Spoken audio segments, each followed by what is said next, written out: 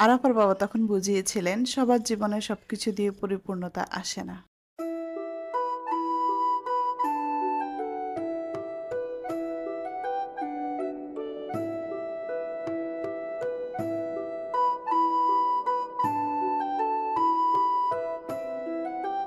আসসালামু আলাইকুম। আমি ফাহমিদা রুমকি বলছি ঢাকা ক্যান্টনমেন্ট থেকে। 3A ব্লগ চ্যানেলে আপনাদেরকে আরও একবার স্বাগতম। যে যেখান থেকে আমার এই ভিডিওটি দেখছেন, আশা করছি আল্লাহর রহমতে সবাই ভালো আছেন। আমরাও আলহামদুলিল্লাহ ভালো আছি। বিবাহিত জীবনের 18টি বছর পার করে 19 বছরে পা রাখলাম। গত মাসের শেষ সপ্তাহে আমার ম্যারেজ ডে ছিল। দিনটি আমরা এভাবেই পার করেছিলাম, কিন্তু ভিডিওটি আপনাদের সামনে নিয়ে আসতে অনেক দেরি হয়ে গিয়েছে, কারণ মাঝখানে আমার নানা ভাইয়া অসুস্থ ছিল। তো নানাকে নিয়ে মনটা খুবই খারাপ ছিল, হসপিটালে আসা যাওয়া সব মিলিয়ে আমি ভিডিওটি এডিট করতে পারিনি। আর এই ভিডিওটি একটি আনন্দমুখর দিন কাটিয়েছি, কেন জানি না এক দুঃখী দুঃখী সময়ে আমার ভিডিওটি এডিট করতে ভালো লাগেনি, সেজন্য আমি এটাকে রেখে অন্য ভিডিও এডিট করে আপলোড দিয়েছি। আমার বিয়ে হয়েছিল অনেকটা কাকতালীয়ভাবে। আরাফার বাবারা আমাকে দেখতে এসেই পছন্দ করেছেন, এক দেখাতেই সবাই একবারেই দেখে নিয়েছেন। মানে বরপক্ষের যত আত্মীয় স্বজন, সেই সাথে আমার শাশুড়ি, আমার যা, আরাফার বাবা সবাই একসাথেই দেখে নিয়েছিলেন এবং এক দেখাতেই সবাই কথা পাকা করে গিয়েছেন যে 2-3 দিনের মধ্যেই বিয়ের আয়োজন করতে হবে। হাতে একদমই সময় ছিল না, আমার ভাসুর এসেছিল বিদেশ থেকে, তাই খুব তাড়াহুড়ো করছিলেন ওনারা যেন ভাইয়া দেশে থাকাকালীন সময় বিয়েটা শেষ করে যেতে পারেন। তখন ওই সময়ে কোনো বড় ধরনের অনুষ্ঠানের আয়োজন কেউই করতে পারেনি। আমার আব্বা আমার পক্ষেও সম্ভব হয়ে ওঠেনি, আরাফার বাবার পক্ষেও হয়ে ওঠেনি। তো ওনারা বলেছিলেন যদি ভাগ্যে থাকে তাহলে আমরা সামনে একটা বড় অনুষ্ঠান করব, কিন্তু আসলে সেই অনুষ্ঠানের আয়োজন কখনোই করা হয়নি। সাথে সাথেই আমাকে উঠিয়ে নিয়ে এসেছেন এবং আমার আম্মা দেখেছেন যে লম্বা একটা সময় থেকে আরাফার বাবার পক্ষে কোনো অনুষ্ঠানের আয়োজন করা সম্ভব হচ্ছিল না। আম্মা বুঝতে পেরেছিলেন, আর আমি মন খারাপ করলে আরাফার বাবা বলতেন যে সবার জীবনে সব কিছু দিয়ে পরিপূর্ণতা আসে না। উনি আমাকে এভাবেই বুঝিয়েছিলেন। আর আমার আম্মা চেষ্টা করেছেন যতটা সম্ভব আমাকে আরাফার বাবাকে বউ সাজ বা বর সাজিয়ে তোলার জন্য। মায়ের মন তো আসলে মারা সব কিছু বোঝে, বিশেষ করে আমার আম্মা সবই বুঝতেন। তো সেই সাথে সাথে আরাফার বাবাও চেষ্টা করতেন সব কিছু আমাকে বউ সাজাতে যা যা লাগে উনি সব কিছুই সেভাবেই ম্যানেজ করে নিতেন।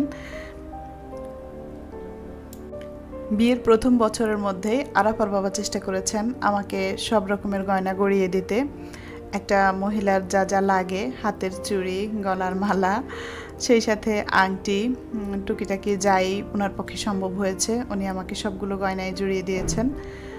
তারপর বিয়ের প্রথম বিবাহবার্ষিকী যখন আসে তখনও মাশাল্লাহ উনি সুন্দর করে ছোটোখাটো একটা আয়োজন করেছিলেন। আমার ননসরা, আমার যারা, ওই যে আরাফার বাবার যে মামাতো ভাই বোনদের বাসায় যাই, আপনাদের সাথে ভিডিও শেয়ার করি, ওনাদের সবাইকে নিয়ে, তারপর ওনার ফ্রেন্ডদেরকে নিয়ে সুন্দর একটা অনুষ্ঠানের আয়োজন করেছিলেন। সেই অনুষ্ঠানে একটা ভিডিও করা হয়েছিল, কিন্তু এখন সেই ভিডিওটা আমি খুঁজে পাচ্ছি না। তো যখনই মন খারাপ করতাম, আরাফার বাবা বলতেন যে মন খারাপ বলতে কি, ওই যে কারো বড় ধরনের কোনো বিয়ের অনুষ্ঠান দেখলে, কারো বউ সাজা, পার্লারে যাওয়া, তারপর গাড়িতে করে বউ নিয়ে আসা, এইসব দেখলে মন খারাপ হতো। তো ওনার সাথে বিষয়টা আমি শেয়ার করতাম। আমি তো একদম মন খারাপ করে চুপি চুপি বসে থাকার মানুষ ছিলাম না কখনোই। যাই মুখে আসতো বলে ফেলতাম যে অমুকের বড় অনুষ্ঠান হচ্ছে, গাড়িতে করে বউ উঠিয়ে নিয়ে আসছে, এরকম সব সময় বলতাম। তো বললে উনি আমাকে বোঝাতেন যে সবার জীবনে সব কিছু দিয়ে পরিপূর্ণতা আসে না। তো এভাবেই বুঝিয়েছেন, আর এভাবেই ওনার সাথে তালে তালে মানিয়ে চলেছি। যখন যেভাবে বুঝিয়েছেন সেভাবেই থেকেছি। আরাফার বাবার সঙ্গে আপনারা জানেন আমি লম্বা একটা সময় পাবনায় কাটিয়েছি। তাও ওনার অনুরোধে উনি সবসময় বুঝাতেন যে আমরা একটা পিকনিক করতে এসেছি, তুমি এটাকে বাসাবাড়ি মনে করছো কেন, এটাকে তোমার কষ্ট মনে করছো কেন, এটাতে মনে করো আমরা একটা পিকনিকে এসেছি, কিছুটা সময় কাটিয়ে আমরা আবার চলে যাব। এইভাবেই উনি চেষ্টা করেছেন সারাটা জীবন, যে এতগুলো বছর পার করলাম, হাসি খুশি রাখার চেষ্টা করেছেন ওনার সাধ্যমতো উনি দিয়েছেন। এই যে সংসার জীবনে আজকে এত কিছু দেখছেন, এগুলো কিন্তু একদিনে হয়নি, দীর্ঘ একটা সময় কাটাতে জিনিসপত্র গড়িয়েছি। আলহামদুলিল্লাহ, আল্লাহ পাক অনেক দিয়েছেন। 3টা ছেলে মেয়ে দিয়েছেন, 2 ছেলে 1 মেয়ে নিয়ে আলহামদুলিল্লাহ ভালো আছি। সেই সাথে খুব কম বয়সে আল্লাহ পাক আমাকে বাড়িওয়ালাও করেছেন।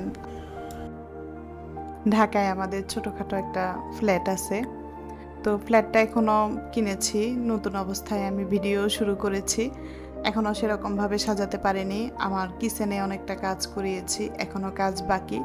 সব মিলিয়ে আমি আপনাদের সামনে নিয়ে আসতে পারি না সেরকমভাবে কখনো। অনেকেই আমার কাছে হোম ট্যুরের ভিডিও চান, তো আমি দিতে পারি না। ইনশাল্লাহ আমি সব কিছু গুছিয়ে চেষ্টা করব, কারণ এক একটা রুম এক একটা শেপ মতো হয়েছে। কোথাও ফিলারের জন্য জায়গা আটকা পড়েছে, কোথাও কিচেনে ক্যাবিনেট করতে গিয়েও এলোমেলো হয়েছে কিছুটা। তো ইনশাল্লাহ এখন আবার কিচেনের আরেকটা কাজে হাত দিচ্ছি। তো কাজটা শেষ হলে আবার একটা কিচেন ট্যুর নিয়ে আপনাদের সামনে আসব ইনশাল্লাহ। এখানে বাইরে বৃষ্টি হচ্ছিল, আর ওই যে দূরে ছাদে দেখতে পাচ্ছেন বাচ্চারা গোসল করছে। দৌড়ে এসে ঘর গোছাতে এসে সেটাই দেখছিলাম। সকাল থেকে নাস্তা শেষ করে ঘর গোছাতে এসেছি। এখন এটা আমাদের ড্রয়িং রুমের পাশের যে রুমটা, সেখান থেকে খুব সুন্দরভাবে দেখা যায়। তো ওখান থেকে দাঁড়িয়ে দাঁড়িয়ে দেখছিলাম।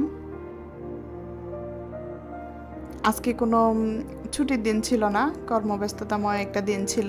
সকালে আরাফাকে কলেজে যাওয়া দেখিয়েছিলাম, তো সেই কারণেই তাড়াহুড়ো করছিলাম। এদিকে আবরারের স্কুল খোলা, ওকেও 12টার সময় ও তো ডে শিফটে যায়, দিয়ে আসতে হবে।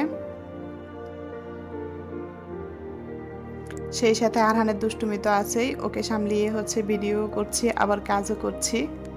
বিয়ের এতগুলো বছর পরেও আরাফার বাবা কিন্তু দিনটি ভুলে যাননি, এবং এই এতগুলো ম্যারেজ ডে আমরা পার করেছি, উনি কখনোই ভুলে যান না। উনি আমার জন্য কিছু না কিছু নিয়ে আসবে, সেটা আমি জানি। আর ওনার পছন্দ কীরকম সেটাও আমি জানি। একদম হালকা সাদামাটা টাইপের একটা কিছু নিয়ে আসবেন। সেটা 3 পিস হতে পারে বা শাড়িও হতে পারে, ঠিক নেই। তবে আজকে কি আনে সেটা আমি এখন পর্যন্ত জানছি না। আমি ঘর সংসারের কাজকর্ম করছি আর মনে মনে ভাবছি আরাফার বাবা কি শাড়ি নিয়ে আসে নাকি 3 পিস নিয়ে আসে, সেটাই ভাবছিলাম। তো ভাবতে ভাবতে বিকেলে 4:30 নাগাদ উনি অফিস থেকে চলে আসেন, আর গিয়েছিলেন নিউ মার্কেট থেকে আমার জন্য একটা শাড়ি এনেছেন। এখানে গিট্টু খুলতে গিয়ে পাচ্ছিলাম না, পরে কেচি দিয়ে কেটে নিয়েছি। এই যে শাড়ির নমুনা আপনাদেরকে দেখাই। প্রথমেই ভিডিও করে নিচ্ছি, আর সেই সাথে আমার আম্মাকে দেখাচ্ছিলাম ভিডিও কলে। আম্মা দেখে বলছে কেমন হবে, আমি বলছিলাম আম্মা কেমন জানি মুরব্বি একটা কালার হয়ে গেল, কারণ আমি জানি উনি এই ধরনের কালার পছন্দ করেন, আর এইরকম সাদামাটা ভাবে উনি আমাকেও পছন্দ করেছেন। আমাকে দেখতে এসে বলেছিলেন যে আমিও সাদামাটা, আর একটা সাদামাটা মেয়ে হলে আমার বেশি পছন্দ। উনি কিন্তু ঢাকায় পড়াশোনা করেও উনি ঢাকায় বিয়ে করেননি, উনি গ্রামেই গিয়েছিলেন বিয়ে করতে। আর ওই যে ভাবিদেরকে বলেছিলেন যে আমি গ্রামের মেয়ে বিয়ে করব। আচ্ছা, গল্প করতে করতে অনেকটুকু চলে এসেছি, আপনাদের সামনে এই ব্যাপারে পরে গল্প করে নিব। আর এখানে নিয়ে এসেছেন আমাকে কিছু গিফট দিবেন বলে। আরাফার বাবা যদি আমাকে গিফট দেয় বা নাও দেয় সেটা কোনো সমস্যা না, কিন্তু আমি মাঝে মাঝে খোঁচা দিয়ে বলি যে বিয়েতে তো কোনো অনুষ্ঠান করলে না, ভারী গয়না দিলে না, এমন করে বিয়ে করে নিয়ে আসলে। ওই যে সেই খোঁচা দেওয়া কথার থেকেই উনি প্রতি বছর আমাকে চেষ্টা করেন ছোটোখাটো কোনো সোনার গিফট দিতে। তো গত বছরও দিয়েছিলেন, সেটা আমি এরকম ম্যারেজ অ্যানিভার্সারির ভিডিও বানাই নাই, সেটাতে আমি এমনিতেই অনেক দিনের পছন্দের জুয়েলারি এই টাইপের একটা ভিডিও বানিয়েছিলাম। তো এই তো ছোটোখাটো দেখে কিছু নিতে এসে এখানে বাজেট ফেল হয়ে যাচ্ছে। এখন বর্তমানে সোনার যে দাম আপনারা অনেকেই জানেন হয়তো, 1,30,000-এর মধ্যে কিনেছিলাম সম্ভবত সেদিন। তো এখানে অনেকগুলো আংটি দেখতে দেখতে আরাফার বাবা বলছিলেন যে না, এত কারুকার্য আমি নেব না। ওই যে তার জীবনের সব কিছুই সিম্পল সে পছন্দ করে। বিয়ে করার সময় যেমন বলেছিলেন যে আমি সাদামাটা মেয়ে পছন্দ করব, শেষ পর্যন্ত এই সাদামাটা আংটিটাই উনি পছন্দ করেছেন। তো আমি জানি না আপনাদের কাছে কেমন লাগছে। আরাফার বাবার পছন্দটা আমি আজকে তুলে ধরলাম, ওনার শাড়ি তারপর আংটি তা দেখিয়ে দিলাম। এই যে উনি বারবার এই আংটিটাই দেখাচ্ছেন। শেষ পর্যন্ত এটা কিনেই আমরা খাওয়া দাওয়া করতে এসেছি এখানে। এই যে বাচ্চাদেরকে নিয়ে চলে আসলাম। আমার বাচ্চাদের তো হচ্ছে ছুটির দিন ছিল না, কেউ কলেজ করে টায়ার্ড, কেউ স্কুল করে টায়ার্ড, কেউ অফিস করে টায়ার্ড। তো ওদেরকে নিয়ে আর বেশি একটা ঘোরাঘুরি করিনি, রাত হয়ে যাচ্ছে। তাড়াতাড়ি এখানে খাবার খেতে বসে গিয়েছি। ছোটটা তো আরও বেশি, এই যে সে বারবার পানি খাচ্ছে। আর এখানে ওরা মেনু দিয়ে দিয়েছে, আমরা আমাদের পছন্দ মতো নিয়ে নেব। তো এসেছি তো কাচ্চি ভাইতে, বরাবরই সবার কাচ্চি পছন্দ আমাদের বাসার। আরাফার বাবা তো দেখেনি আমি প্রায় হচ্ছে বিরিয়ানি রান্না করে কাচ্চি, অবশ্য সেরকমভাবে আপনাদেরকে দেখানো হয়নি। তো এটা চলে আমাদের বাসায় সব সময়, কাচ্চি বিরিয়ানি, বাইরে আসলেও এই আইটেমটাই চলে। তো খাবার এসে গিয়েছে, আমরা আর বেশি হচ্ছে দেরি করতে চাচ্ছিলাম না, এমনিতে অনেকটা রাত হয়ে যাচ্ছিল। আর মার্কেটগুলো তো ইদানিং তাড়াতাড়ি বন্ধ হয়ে যায়। এখানে আরাফার বাবাকে একটু খাইয়ে দিচ্ছিলাম। যাই হোক, ওনারও একটা বিশেষ দিন। তো আপনাদের সবার কাছ থেকে আমি বিদায় নিয়ে নিচ্ছি। আল্লাহ হাফেজ।